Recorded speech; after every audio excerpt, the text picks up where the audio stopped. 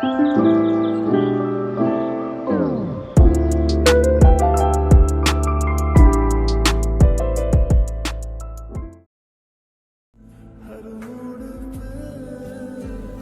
के mummy papa जैसे ही gate खोलते हैं तो देखते हैं कि वान त्योंग का हाथ पकड़कर खड़ी थी।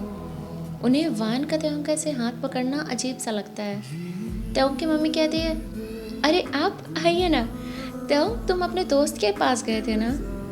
त्योंग के पापा तभी कह पड़ते हैं, तुम भी ना क्या बातें लेकर बैठ गई, वो भी दरवाजे पर ही। मिस आप आइए ना, अंदर आइए। वान त्योंग को लेकर अंदर जाती है पर वो उसका हाथ तब भी नहीं छोड़ती और त्योंग को सोफे पर आराम से बैठाती है। त्योंग की मम्मी नाश्ता पानी लेने के लिए किचन में चली गई और पापा वहीं उनके साथ बैठ गए। अरे त्योंग बेटा, तुमने हमें बता दिया होता तो हम घर की सफाई कर देते। कितना गंदा पड़ा है घर। और मिस वान, त्योंग ने कुछ गलती की है क्या? मेरा मतलब त्योंग का मुंह लटका हुआ है और उसे हमने ऐसे पहले कभी नहीं देखा। त्योंग तो कुछ बोलने की हालत में नहीं था। तभी वान कहती है, नहीं ऐसी कोई बात नहीं, बस त्योंग की तबीयत ठीक नहीं है, गले में दर्द है, कुछ बोल नहीं पा रहा अभी। तभी त्योंग की मम्मी नाश्ता और पानी लेकर टेबल पर रख देती है। नाश्ता करिए ना, जानती हूँ कि आप महंगी चीज़ें खाती होंगे पर मैंने बड़े प्यार से बनाया है। वान एक बाइट खाकर कहती है, बहुत ज़्यादा अच्छा है और मैं महंगी चीज़ें खाती तो हूँ पर आज तक इतना प्यार भरा खाना मैंने कभी नहीं खाया। सच में बचपन में मॉम डैड दोनों चले गए, छोटी बहन को मैंने पाला और हर समय सिर्फ काम काम काम। त्योंग की मम्मी देखती है कि वाइन उदास लग रही थी। वो वाइन के सर पर प्यार से हाथ फेरती है। तब त्योंग की मम्मी त्योंग की मम्मी के सामने वाइन जो थी वो एकदम हाथ जोड़कर एकदम रिक्वेस्टिंग पोज में खड़ी हो जाती है, हाथ जोड़ के, और कहती है, अगर मैं आपसे कुछ मांगूं तो क्या आप मुझे देंगी? त्योंग के मम्मी पापा हैरान हो जाते हैं कि आखिर इतने बड़े कंपनी की मालकिन उनसे ऐसी कौन सी चीज़ चाहती है। त्योंग भी सोच में पड़ा था कि वाइन तभी कहती है कि मुझे आपका बेटा त्योंग चाहिए, जिंदगी भर के लिए, हर पल के लिए। त्योंग ये सुनते ही शॉक हो जाता है। उसने कभी नहीं सोचा था कि वाइन उसके घर आकर उसके मॉम डैड से उसे मांगेगी। त्योंग की आंखों में आंसू थे। वहीं त्योंग की मम्मी पापा को यकीन नहीं हो रहा था। त्योंग की मम्मी कहती है, आपका मतलब? हाँ, मैं त्योंग से शादी करना चाहती हूँ। मैं जानती हूँ मैं त्योंग से 5 साल बड़ी हूँ पर मैं त्योंग से बहुत प्यार करती हूँ।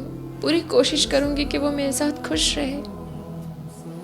त्योंग के पापा कहते हैं, आप जैसी समझदार लड़की अगर त्योंग की ज़िंदगी में आए तो हमें क्या ही दिक्कत होगी, हमें कोई दिक्कत नहीं है। त्योंग, क्या तुम्हें ये शादी करनी है? त्योंग शर्मा रहा था। वो आंखें नीचे करके अपना सिर हाँ में हिलाता है, हाँ। वाइन त्योंग की मम्मी को गले लगा लेती है और कहती है, thank you so much mom, thank you so much mom. त्योंग की मम्मी वाइन के मुंह से मॉम सुनकर बहुत खुश थी। वो वाइन के माथे को प्यार से किस करती है और कहती है, आज से हम भी तुम्हारे मॉम डैड है बेटा। बस वाह, सब कितने खुश थे। कुछ देर बात करने के बाद वाइन वापस जाने के लिए इजाज़त मांगती है। तभी त्योंग खड़ा होकर अपनी आवाज़ को संभालते हुए कहता है, मुझे भी डॉक्टर के पास चेकअप के लिए जाना है। त्योंग वाइन को हल्का सा इशारा करता है। वाइन समझ जाती है कि उसे जाना है उसके साथ। त्योंग के मम्मी पापा त्योंग को जाने देते हैं। गाड़ी में बैठते ही वाइन त्योंग को बड़े प्यार से देखती है, एकदम प्यार भरी निगाहों से। अब आधे रास्ते में त्योंग गाड़ी रुकवाता है उसी होटल के सामने जहाँ पहले वाइन त्योंग को लेकर गई थी। मतलब जब त्योंग की सिचुएशन अच्छी नहीं थी तो उसको लेकर गई थी वहाँ पे, जब फर्स्ट टाइम पे। ठीक है, तय तुमने गाड़ी क्यों रुकवाई? हम मेंशन चलते हैं ना, वहीं आराम करना तुम। त्योंग वाइन का हाथ प्यार से पकड़ लेता है और अपना फेस बड़े प्यार से चेहरा मतलब अपना चेहरा आगे बढ़ाता है उसकी तरफ और आंखें बंद कर लेता है। वायन भी उस एहसास को महसूस करती है। तुम ये क्या कर रहे हो? क्यों पागल कर रहे हो मुझे? तो त्योंग कहता है, इस होटल के कमरे से कई सारी यादें जुड़ी हैं। मैं यहाँ एक और याद दफन करना चाहता हूँ। त्योंग की आवाज़ धीरे धीरे ठीक हो रही थी। वो अब काफ़ी हद तक बात कर पा रहा था। दोनों होटल के अंदर गए और वही रूम बुक किया जो पहले किया था उन्होंने। त्योंग अंदर जाते ही उस कमरे के सोफे और दीवारों को प्यार से छूने लगता है। तय, मैं यहाँ खड़ी हूँ और तुम यादों को छू रहे हो। कहीं ऐसा ना हो कि तुम यादों को छूते रहो और मैं खड़ी की खड़ी रह जाऊं। तो ये सुनकर तुरंत वाइन से लिपट जाता है। ऐसी बातें मत करो। वाइन त्योंग का चेहरा प्यार से पकड़कर उसे प्यार से किस करती है।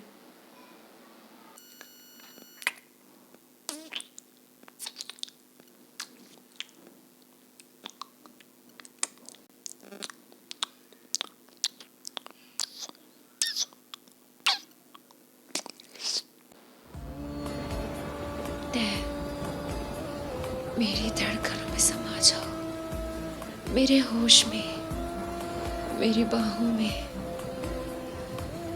कब से तड़प रही हूँ तुम्हें अपनी बाहों में समेटने के लिए। इस बार तुम इस कदर मुझसे जुड़ जाओ कि दोबारा कभी अलग ना हो सके, कभी नहीं। त्योंग की आंखों से आंसू बहने लगते हैं। अच्छा हुआ मैं जिंदा हूँ, मुझे कुछ नहीं हुआ, वरना आज मैं आपके पास नहीं होता। मुझे माफ कर दो और एक मौका दो अपनी गलती सुधारने का, उस खालीपन को पूरा करने का जो हम दोनों के अंदर ही कैद था। वाइन त्योंग को अपनी बाहों में भर लेती है और त्योंग अपनी आंखें बंद कर लेता है और लंबी लंबी सांसें भरने लगता है। वाइन त्योंग के नाजुक से गालों को प्यार से पकड़ती है और उसके गले पे जोर जोर से किस करने लगती है और उसे लिक करती है उसके गले पे। अपनी टंग से उसके गले को सक करती है। त्योंग शिवर करने लगता है, कांपने लगता है वो, और वो अपना होश खो बैठता है और वाइन के ऊपर हावी हो जाता है और वाइन के ब्रेस्ट को उसके ब्रेस्ट को दबाने लगता है। और वाइन अपनी आंखें बंद कर उसे फील करती है और अब त्योंग वाइन के सेंसिटिव पार्ट को लिक करता है उसके नीचे, या जोर जोर से। बट स्टिल यहाँ पर वाइन ज़्यादा हैवी और मस्क्यूलर थी और प्यारा था त्योंग जब अपने प्यारे से फेस के साथ ये सब कर रहा था तो वाइन का दिमाग ख़राब हो जाता, मतलब उसको देख के उसका दिमाग पे ना घूम जाता उसका दिमाग, और वो त्योंग के कमर को ग्रैब करके अपनी तरफ खींच लेती है ज़ोर से, क्योंकि त्योंग तो उतना ज़्यादा मस्कुलर नहीं था, मतलब था फिट फाइन था, ऐसा मस्कुलर नहीं था कि इसको पकड़ नहीं पाया ऐसे अच्छे से। कमर को ग्रैब कर लेती है और अपनी तरफ खींचती है और उसे अपने बाजुओं में उठाकर वॉशरूम में ले जाकर शावर ऑन कर देती है। यस, या ओह, ओके। पानी में भीगे त्योंग के वो होठ, lip gloss, oh god, sorry. दिमाग तो तुम्हारा मैं ही खराब कर दे रही हूँ ये सब बातें कर करके, ओके। तो ये सब छोड़ो, पानी में भीगे था उनका पूरा शरीर और उसके होठ एकदम एकदम ज्यूसी दिख रहे थे। वो गॉड, वो भी खुले हुए थे, तो वेलकम कर रहे थे कि आओ आओ, कम ऑन। त्योंग को सवाल करता उसके पहले ही वाइन उसे जोर से पकड़कर किस करने लगती है, जोर से, और त्योंग के सारे कपड़े उतार देती है।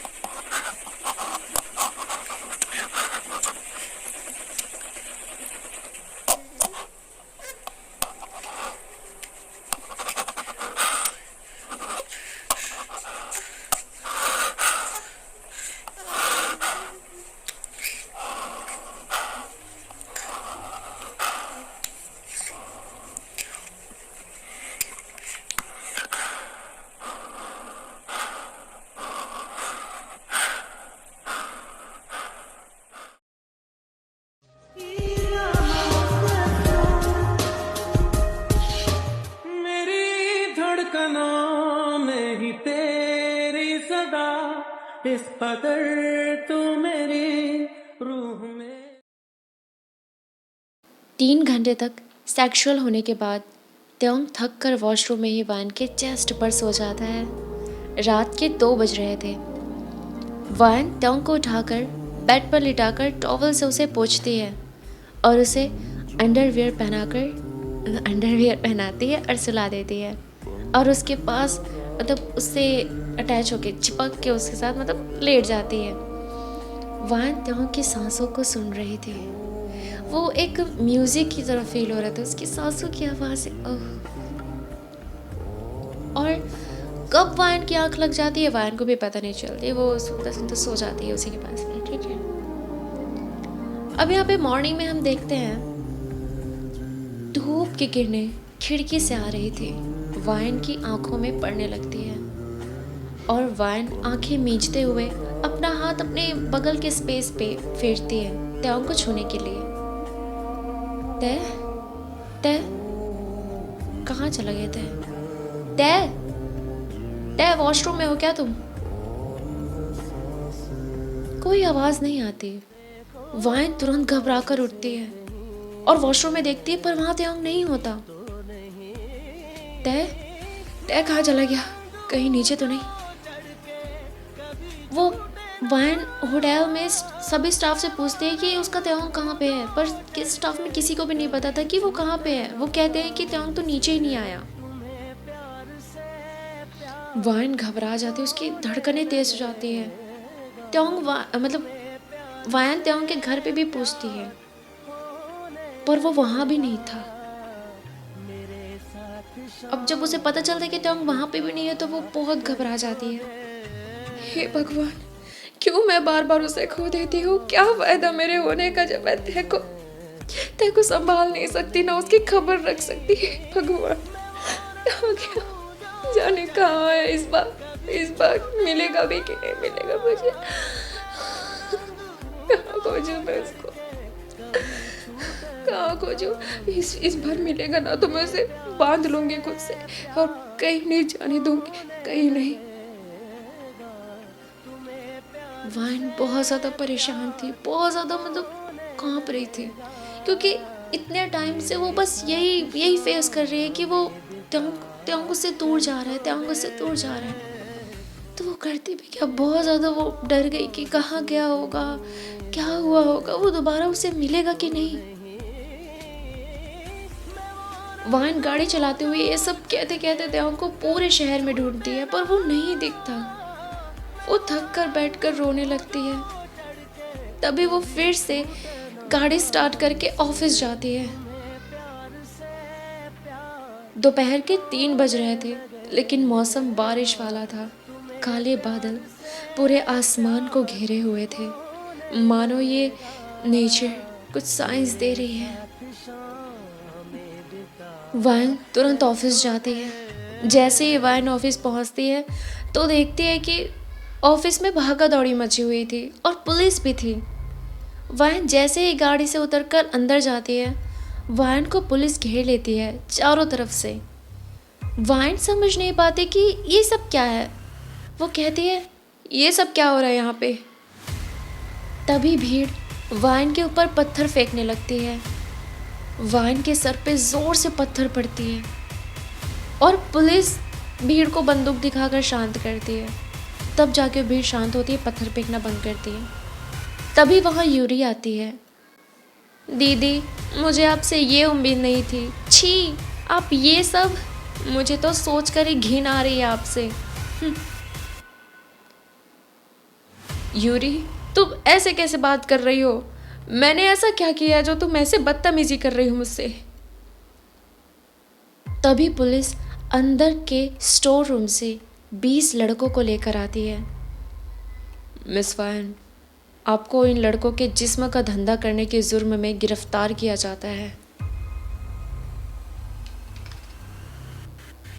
वायन शॉक थी, लाइक आर्मी। दरअसल ये यूरी और जंकुक का ही प्लान था कि वो वायन को फंसाएंगे और जंकुक वक्त पे आके वायन को बचाएगा, जिससे वायन के दिल में जंकुक के लिए फीलिंग्स आए। मतलब जंकुक भी एक नंबर का बेवकूफ़ था भाई। ऐसे कौन मतलब ने वो उसको वो करते हैं कि और नफरत, मतलब यार छोड़ो भाई ये सब। पसंद करना ना पसंद करना ये सब अपनी बात है, लेकिन जिससे हम प्यार करते हैं उसी को ये सब, मतलब ये सब में फंसाना, ये आरोप लगवाना मुझे बिल्कुल, मतलब बहुत गलत चीज़ थी यहाँ पे। पर यहाँ यूरी ने फिर से चला के दिखाई और जंकुक को किडनैप करा दिया ताकि वो वायन को ना बचा सके और वायन को सज़ा हो जाए और सारी प्रॉपर्टी और कंपनी यूरी की हो जाए। मतलब यूरी जो थी पूरा अपना काम निकलवा ली जंकुक से, पूरा प्लान कर ली और उस प्लान को अंजाम भी दे दी। और लास्ट में जब वो जंकुक का वो होने वाला था कि जंकुक जाए उसको बचाने के लिए, तो उसमें वो किडनैप करा दी उसको। यहाँ जंकुक अंधेरे कमरे में रस्सियों से बंधा हुआ था, उसका मुंह बंधा हुआ था और वो ज़ोर ज़ोर से चीख रहा था और रो रहा था, खोलो मुझे, खोलो, मेरी वायन को मेरी ज़रूरत है, वायन, वायन, यूरी को मैं नहीं छोड़ूंगा, उसने उसने मुझे धोखा दिया है। यहाँ उन 20 लड़कों के चेहरे और जिस्म में बहुत सारे जख्म थे और उनके हाथ जंजीर से बंधे थे। सारे लड़कों को जंकुक खिलाया था पैसे देकर। वायन उन लड़कों को एक नज़र, ऐसे उसकी नज़र पड़ जाती उन लड़कों के ऊपर। पर ये क्या, उन लड़कों के सबसे पीछे त्योंग भी था जो कि जख्मों से भरा हुआ था और उसके हाथ भी बंधे हुए थे। त्योंग, त्योंग, तुम वायन का मुंह हक्का बक्का रह गया। त्योंग की आंखों में नाराजगी, शिकायत झलक रही थी। वो नीचे नजरें किए रो रहा था। वायन के सारे इमोशंस उस मंजर को देख के, वो सारी बातें सुनकर और त्योंग को इस हालत में देखकर, वो उसके सारे इमोशन मिक्स हो गए एक साथ। मतलब वायन की कंडीशन पूरी खराब हो गई। वायन अपने मतलब होठों को जोर जोर से दांतों से दबाने लगती है, क्योंकि वो अपने इमोशंस को ऐसे ही कंट्रोल किया करती थी। पहले भी हमने देखा था कि जब भी वो बहुत ज़्यादा इमोशनल हो जाती थी तो वो बाइट करने लगती थी, पर इस बार वो इतनी ज़ोर से अपने दांतों से अपने होठों को दबाती है, बाइट करती है, जिससे उसके होठों में बड़ा सा कट लग जाता है और बहुत सारा खून बहने लगता है। वायन मन में सोचे जा रही थी, ये सब क्या हो रहा है, ये लड़के कौन है, तो किस हालत में, इनके साथ क्या क्यों है इनके साथ, मैं पागल हो रही हूँ, मेरा दिमाग काम नहीं कर रहा, ये क्या हो रहा है। तो ऊपर नजरें करता है, एक बार उसकी नजरें ऊपर हो जाती है और वो वाइन के कटे हुए होठों को देख तुरंत उसके पास जाता है और अपने बंधे हुए हाथों से वाइन के खून को अपने हाथों से पोंछता है। तभी वाइन उसे जोर से गले लगा लेती है, कड़ी जोर से।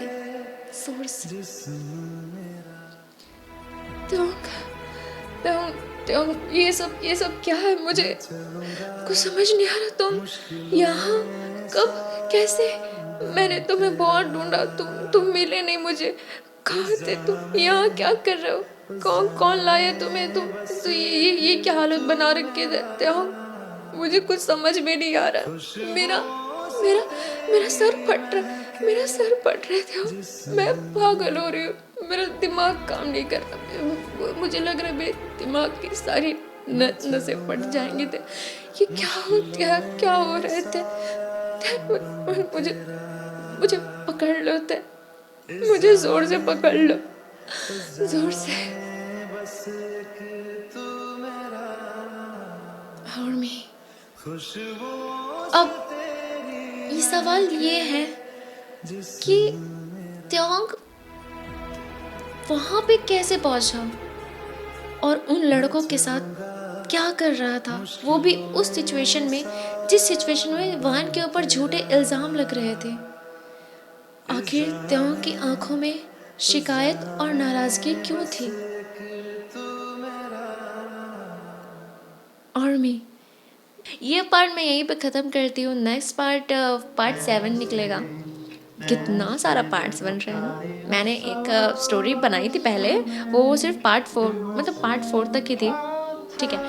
एंड स्टिल अभी मैं उसका एक बोनस पार्ट निकाल रही हूँ, तो जिसको भी देखना हो तो चेक कर लेना मेरा चैनल। मैं बोनस पार्ट जो मैं एक मतलब रिक्वेस्ट पे बना रही हूँ, एक कमेंट आया था मेरा बनाने को कि बनना हो यार, तो मैं सोची चलो यार ठीक है, कोई दिक्कत नहीं है। तो बिग फॉल्ट का पार्ट 5 मैं बना रही हूँ, तो लास्ट है, इसके बाद नहीं बनाऊँगी।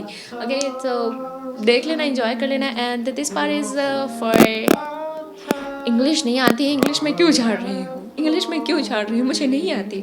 अच्छा, तो ये पार्ट मैं यहीं तक रखती हूँ। And please like this video and subscribe this channel for the next part. And this beautiful stories का नाम है deserts of the soul. Okay, next में बड़ा ट्विस्ट है यार। सो बने रहना मेरे साथ। And thank you so much for watching this video. And thank you so much army. And comment your suggestion if you want to suggest something for me. And मैं बनाऊंगी नेक्स्ट वीडियो एंड अपलोड करूंगी soon, ठीक है। Thank you army, thank you so much for watching this video, bye.